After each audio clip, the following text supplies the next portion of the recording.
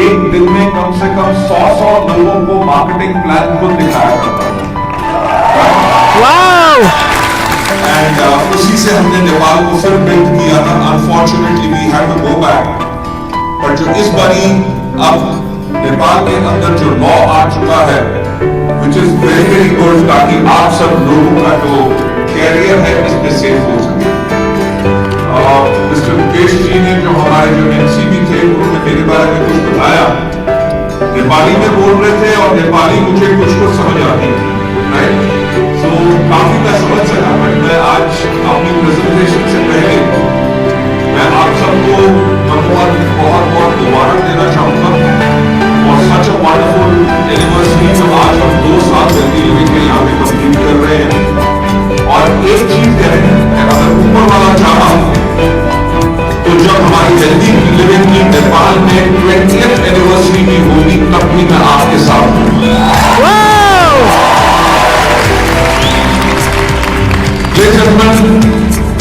मेरा ख्याल से आपको हमारा इंडिया की हिस्ट्री तो पता ही है कि हमें इंडिया में 18 साल से ऊपर हो गए और इंडिया में आज के दिन पे हम नंबर 1 डायरेक्ट सेलिंग कंपनी है और वर्ल्ड के अंदर हम 38 लार्जेस्ट डायरेक्ट सेलिंग कंपनी है।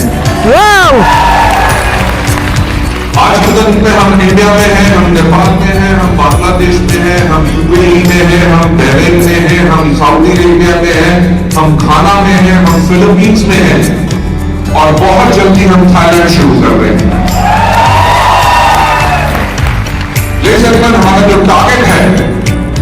टारगेट है कि हम अपना जो वेस्टीज का बिजनेस है, आप लोगों का जो बिजनेस है, उसको पूरी दुनिया भर में अगले आने वाले 5 साल के अंदर कम से कम 50 देशों में उसको हम करेंगे। जैसे हमारे मास्टर ऑफ सेरेमनीज ने कहा था कि जो मेरी टैग लाइन है, जो मेरी फेवरेट लाइन है, और मेरी फेवरेट लाइन ये है कि सोचने की हिम्मत तो करो। मैं आप लोगों को एक कहानी सुनाना चाहूंगा, सुनना चाहोगे? मेरा एक स्टाइल है। थैंक यू सो मच, आपने हाँ कह दिया। नहीं तो हम इस तभी सुना, क्योंकि अगर आप ना भी कहते कहानी तो मैं तब भी सुनाता। यस। लेकिन मेरा एक ट्रेनिंग प्रोग्राम है। इनफैक्ट मैं मिस्टर कुंडू से भी बात की थी और आज मैं मिस्टर टेपा शेरपा से भी बात कर रहा था। मोस्ट प्रॉब्ली जनवरी के महीने में I am coming back over here again और आप लोगों के लिए एक स्पेशल ट्रेनिंग प्रोग्राम मैं करूंगा। आज का दिन मेरी प्राइमरी एक प्रेजेंटेशन रहेगी। उस प्रेजेंटेशन से पहले मैं आप लोगों से कुछ बात करना चाहूंगा। मैं क्यों कहता हूं कि सोचने की हिम्मत तो करो, क्योंकि ये और किसी की बात नहीं है, ये बात मेरी खुद की। जैसे हमारे मास्टर ऑफ सेरेमनीज कह रहे थे, यस, मैं एक मिडिल क्लास फैमिली से हूं।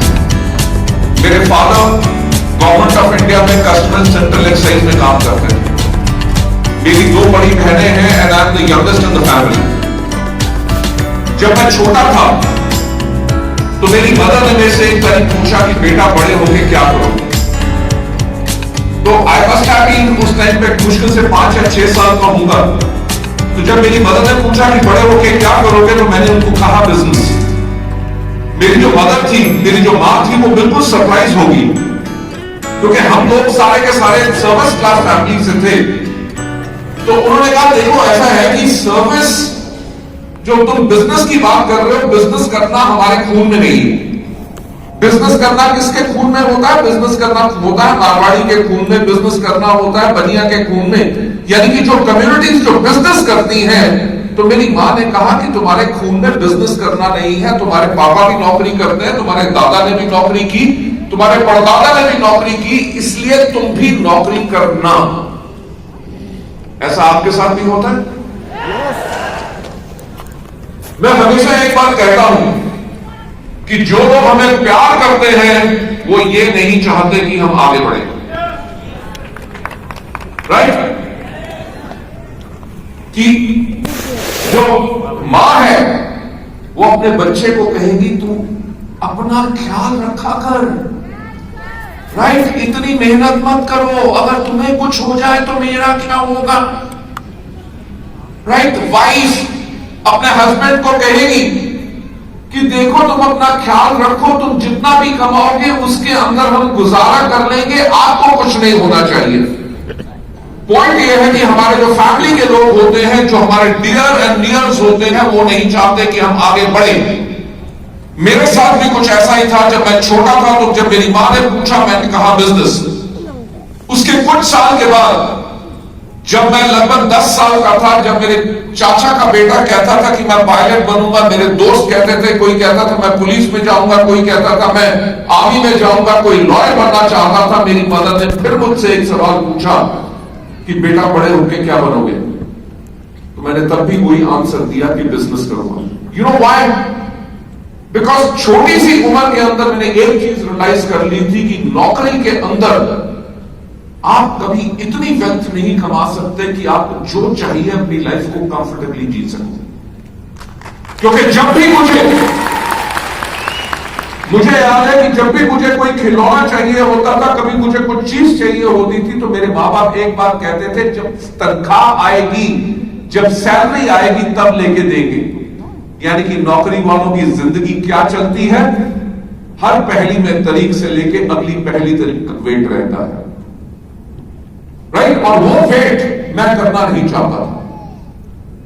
कुछ साल और बीते, जब सेकंड टाइम मेरी मदर ने मेरे से पूछा कि क्या करोगे, मैंने कहा बिजनेस। तो मेरी मां ने मुझे फिर समझाने की कोशिश की। उन्होंने कहा देख, तेरे पापा नौकरी करते हैं, तेरी 2 बड़ी बहनें हैं, उनकी शादी करनी है, तेरी पढ़ाई में खर्चा होगा, जब पापा रिटायर होंगे ग्रेचुटी मिलेगी, प्रोविडेंट फंड मिलेगा, हम छोटा सा घर बनाएंगे और जो पेंशन आएगी उसके करके हम अपनी लाइफ को बिताएंगे। तेरे को बिजनेस करने के लिए हम पैसा नहीं दे सकते। यानी कि that was a second attempt उस पर्सन पे जो चाहता था अपनी जिंदगी को बनाना, बड़ा बिजनेस करना चाहता था। That was a second attempt bye my mother, ताकि ये अपना थॉट प्रोसेस सोच के छोड़ के नौकरी करे, बिजनेस में ना जाए। बात आ गई।